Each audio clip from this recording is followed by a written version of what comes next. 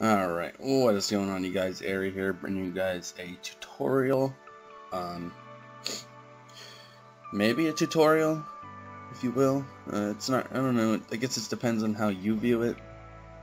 Could be a tutorial, could just be like a tip video, could be basic information, I don't know.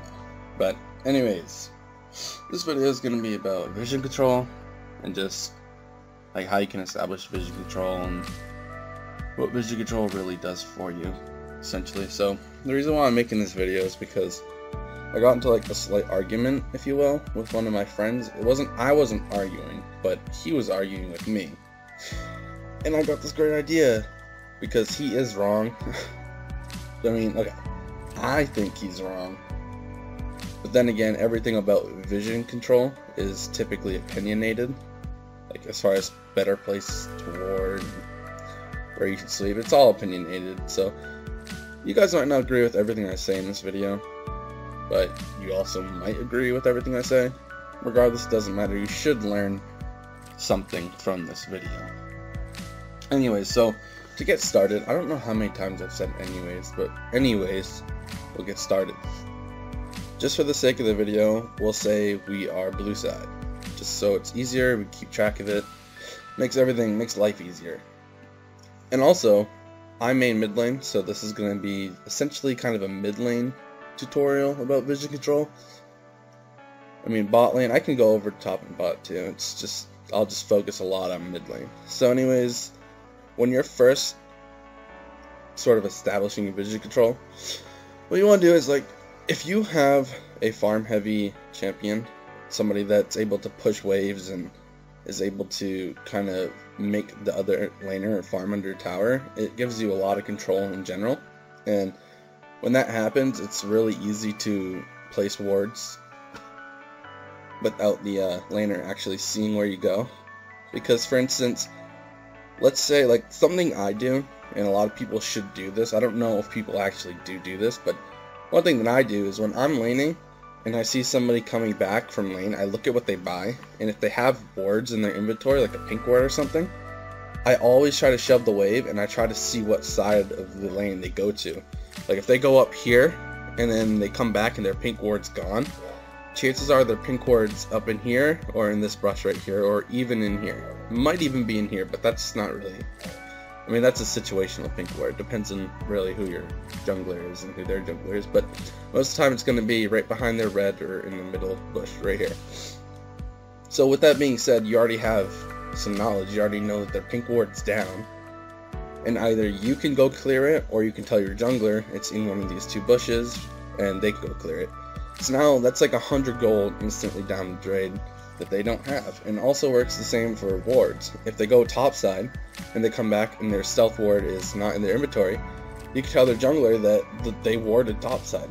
So he knows that if he wants to gank, he needs to come from bottom. That's really basic. It is, but it isn't.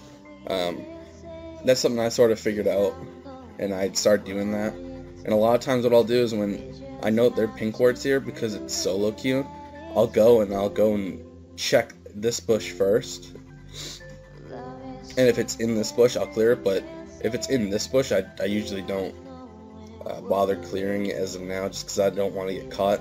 And most of the time that's not a good place to be, because you don't have vision of here, or for the most part here. So the jungler can come up, boom, gank. You come around here or around here, and then you're ganked, and then you're fucked. And especially if it's a snowball laner, which is what a lot of mid laners typically use in solo queue, because they want to snowball and carry. Anyway, so that's typical. And for down here, if they go down here and they come back and their pink ward's gone, it's usually going to be in this bush or this bush. And it's really, they could put it in this bush right here, but that's not really beneficial, because typically, especially with the new jungle in 5.2, there's not a lot of counter jungling that goes on, let alone a jungler that comes up through here to take the wolves. A lot of times they'll go up here, because now they have options. They have wolves, they have gromp, and they have blue buff, so it gives them more option opposed to going here. So anyways, what I tend to do when I'm playing mid lane is, if I have a pink ward, I always usually favor these bushes right here, because one, they're right next to this bush, and you can see if somebody comes to ward it. It doesn't necessarily tell you that the ward's in there, but you know that they warded that bush. Also, it gives you vision of roughly this area right here, which is pretty key, because you can tell if they're running up over here to get their raptors, or if they're coming to gank you, or if they're warding right here, or if they're coming top. It's a very, very good ward, and it's the exact same for this side. You put it in here and you have pretty much vision of the entire thing, but also early dragons, even though they're not too important early on, some junglers still prioritize early junglers or dragons, so it allows you to see if they're moving towards the dragon. So that's a really good pink ward spot. The issue is it's kind of common, so a lot of people will use it, but nonetheless it gets the job done, and it's somewhat easy to defend because it's on your side of the map. And not a lot of people, like I said, I don't go up around their red buff if I know their pink ward's in there and clear it, just because I don't want to get caught. This side's not nearly as bad, but you're still on their side of the map, so it's always that threat of being caught. But that's why I usually tend to a lot of supporting mid laners like Karma, Lulu, Orianna, and even Azir. Azir's technically a supporty champion just because he has a lot of utility. But the reason why I usually stick to those champions is because they can push the wave pretty well, which means you have a lot of sight on whether they're going top or bottom. And that right there, that's how you establish pretty good vision control around mid lane. Another thing is actually buying wards, and I have this window up. This is one of my ranked wins. I was Karma. I went 10, 6, and 20 with her. This is the wards column, as you can see. In the game, the support's dominated with 30s to 40s wards. But even me, based on everybody else, I had 18 wards placed, and 11 of them were wards that I bought. So what this means is when you back and you have 75 gold, or even 150, if you already have health potions, what the fuck is the point in keeping that? In reality, you should be spending that on wards. And that's something that I always do. As you can see, in this game, which I don't think, it was probably like a 36-minute game or something like that, roughly. 40, just based on how my score was. It was a pretty late game. And I also bought a pink ward. That's actually pretty low for pink wards. You should typically have more than one pink ward a game. But at the same time, nobody was really buying pink wards, and nobody was really destroying pink wards or wards in general. Their Vi was destroying pink wards, but that's just because of the raptor buff. Anyways, there's not really a whole heck of a reason to keep buying a shit ton of pink wards unless you're a support. And if your pink ward doesn't get broken, like I said on this map, I usually keep my wards around here, or I sometimes will put it behind our red buff, depending on the type of control that they have. Like if they've got a lot of pressure on bot lane and this their tower gets taken early, this ward's pretty useful because it allows you to know if they're coming out, they're going to try to get behind you for a gank. Same thing on this side. Top lane goes down, you can put ward right here. It's not as common just because it's top lane. Top lane's pretty islandy lane. Even now, with a lot of mages up there, it's still pretty island based. So a lot of times, the top laner will either stay top and just keep pushing to draw as much pressure up there as they can, or they might come down to mid, but they don't usually gank. They'll usually come through this push, and they'll just come in and push it. That's essentially how top laner. It's how a lot of the top laners I usually play against dictate their decisions. Anyways, on bot lane and top lane, they're mirrored lanes. So whatever I say on bot lane is going to be the exact same for top, except just switch. So I'm just going to focus on actual bottom lane. So if we're on blue side, which means you have direct control to right here, this Tri-Brush, which is pretty good.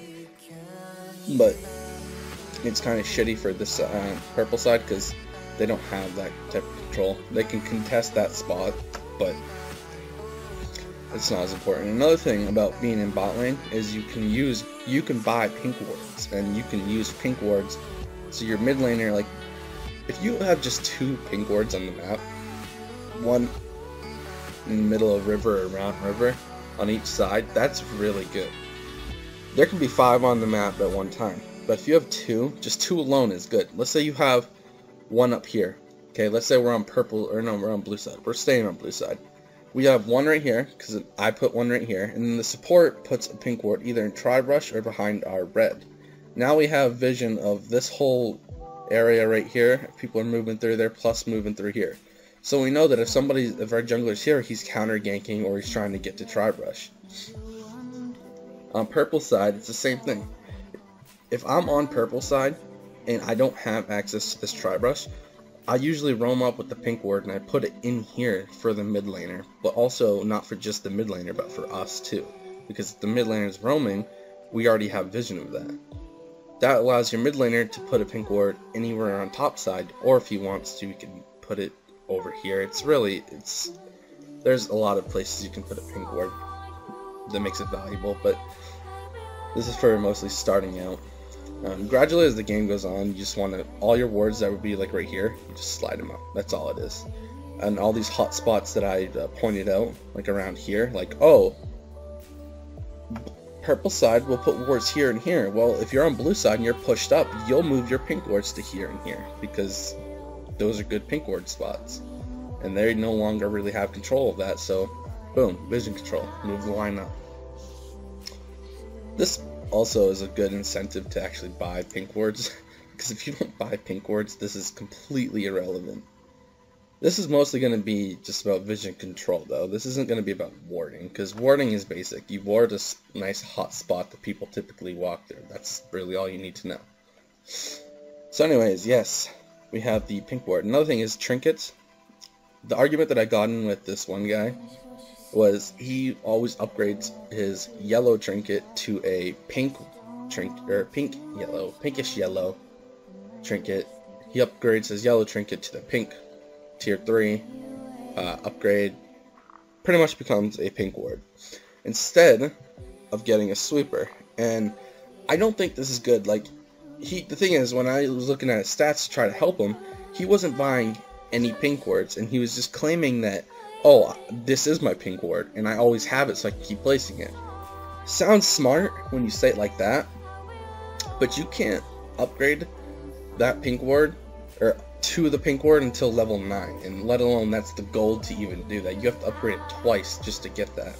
That's like a little less than 1,000 gold just to upgrade it, and that's not what you're going to be rushing when you hit level 9. So you're not even going to have that option completed at level 9. It's going to be around probably 13 or 14 when you get it completed. So that's the flaw in that. Whereas if you get a sweeper and just buy pink wards, well, now you have pink wards before level 9. You have them around level 4 when you back, or 5 when you back, opposed to level 15 or 12, anywhere in there. Like, you get the pink wards out quicker. Plus, if you do it that way and you buy a sweeper, not only do you have the pink wards that you're placing throughout the map, you can also sweep out other wards, which allow you to have proper vision control. Like, when you're doing dragon and you're doing anything, you know these are the hotspots for wards. Right here, here, even in this brush, or even in front of dragon pit, and here.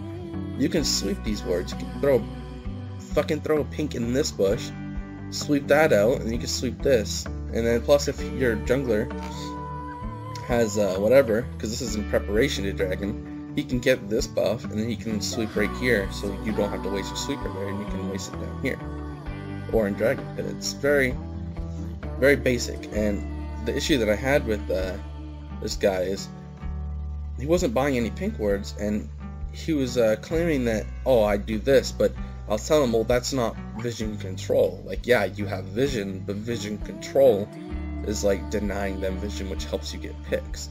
If you're denying them vision and you have all this right here warded, when they come to try to get dragon, you don't even have to do dragon right away. You could sit right here if you have like a thresh or somebody with a type of polar or stuns or any type of chain CC you have. You can pick their jungler off, which gives you a free dragon. Plus, it gives you kills for gold. Proper vision control, not just vision, but proper vision control is very key, and it's a team thing. It's a team play. It's not just the support that does it. That's why, back to this, my Karma game, you see I have a lot of vision.